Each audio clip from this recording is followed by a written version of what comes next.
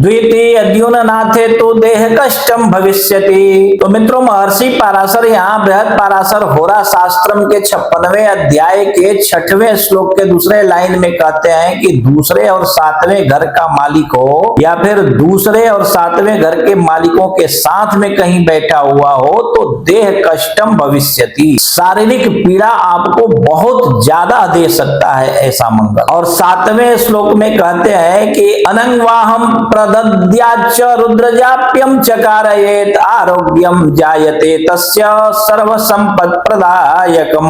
तो मित्रों, यहाँ पे महर्षि पाराशर जो है बृहद पाराशर होरा शास्त्रम के 56वें अध्याय के 7वें श्लोक में कहते हैं कि यदि आपकी जन्म कुंडली में मंगल की महादशा में मंगल की ही अंतरदशा चल रही हो और मान लीजिए कि ऐसा मंगल कहीं भी बैठ करके अशुभ ग्रहों के साथ में, पाप ग्रहों के साथ में, मारक ग्रहों के साथ में युक्त हो या उनके द्वारा देखा जा रहा हो तो भी आपको अशुभ फल जो देने की बात कही है महर्षि पाराशर ने, तो आपको बिल्कुल घबराना नहीं है, ठीक है ना। इसका उपाय बतलाते हुए महर्षि पाराशर कहते हैं कि सर्व संपत्ति प्रदायकम, यदि ऐसा मंगल भी है तो आपको निश्चित रूप से बहुत ज्यादा धन संपत्ति और हर प्रकार की खुशियां आपके जीवन में ऐसा मंगल दे सकता है। कब दे सकता है? तो अनंगवाहम प्रदद्याच, है ना, कहते हैं कि यहाँ पे आपको वृषोत्सर्ग करना चाहिए, अर्थात साण छोड़ना चाहिए। जैसे गांव में या शहरों में भी आप देखते होंगे बैल जो होता है वो बिल्कुल ऐसे ही छुट्टा घूमते रहता है, ना उसका कोई मालिक होता है ना उसको कोई पकड़ने वाला होता है। हाँ, कभी कभी अर्धरात्रि में, यदि अर्धरात्रि के पश्चात यदि आप रोड पे घूमेंगे तो आप जरूर देखेंगे कि कुछ विशेष समुदाय के लोग जो हैं वो पहले उसको कुछ खिलाते हैं और उसके बाद में उसको टेम्पो में भर के लेके चले जाते हैं। परंतु हमारे वैदिक सनातन धर्म में साण छोड़ना एक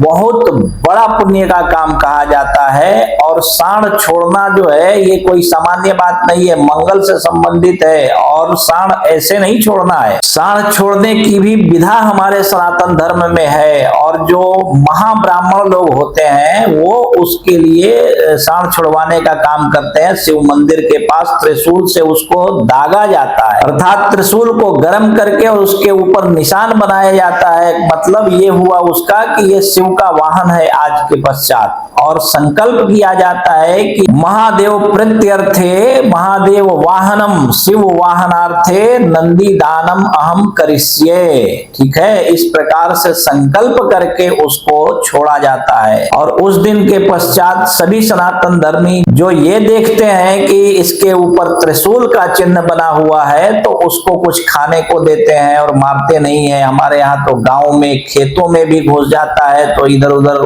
भले ही कर देते हैं परंतु मारता कोई नहीं है, ठीक है। तो इसी प्रकार से आप वृषोत्सर्ग कीजिए, इसका उपाय यही है। और यदि आपके ऊपर पितृदोष भी बन रहा हो तो भी आप साण छोड़ सकते हैं, वृषोत्सर्ग कर सकते हैं। और यहाँ पे मंगल के लिए उपाय बतलाते हुए महर्षि पाराशर कहते हैं कि रुद्रीय पाठ करना चाहिए, अर्थात रुद्र जाप्यम चकारयेत, मतलब रुद्राष्टाध्यायी का पाठ करें अथवा रुद्राभिषेक करवाएं किसी कुशल श्रेष्ठ विद्वान ब्राह्मण से। अगर आप ऐसा करते हैं तो महर्षि पाराशर कहते हैं आरोग्यम जायते तस्य सर्व संपत्ति प्रदायकम, आरोग्य भी प्राप्त होता है और अनेकों प्रकार की संपत्तियां भी आपको सहज ही प्राप्त हो जाती है, ठीक है। तो इसी प्रकार आप भी अपनी कुंडली देखिए और अपने बारे में समझ लीजिए और यदि मंगल की कोई समस्या हो तो जो उपाय हमने बतलाया है इस उपाय को आप कीजिए, निश्चित रूप से आपकी समस्त मनोकामनाएं पूर्ण होंगी। और यदि इसके बाद भी आपको समझ में न आवे तो आप अपनी कुंडली किसी कुशल श्रेष्ठ विद्वान ज्योतिषी को दिखाइए और कोई श्रेष्ठ विद्वान आपको आपके आजू बाजू में न मिले तो आप अपनी कुंडली हमें भी दिखा सकते हैं। आप देश विदेश कहीं भी रहते हो फोन कीजिए, फोन पर ही हम आपकी कुंडली देखकर एक एक बात विस्तार पूर्वक समझाकर बतला देंगे, ठीक है।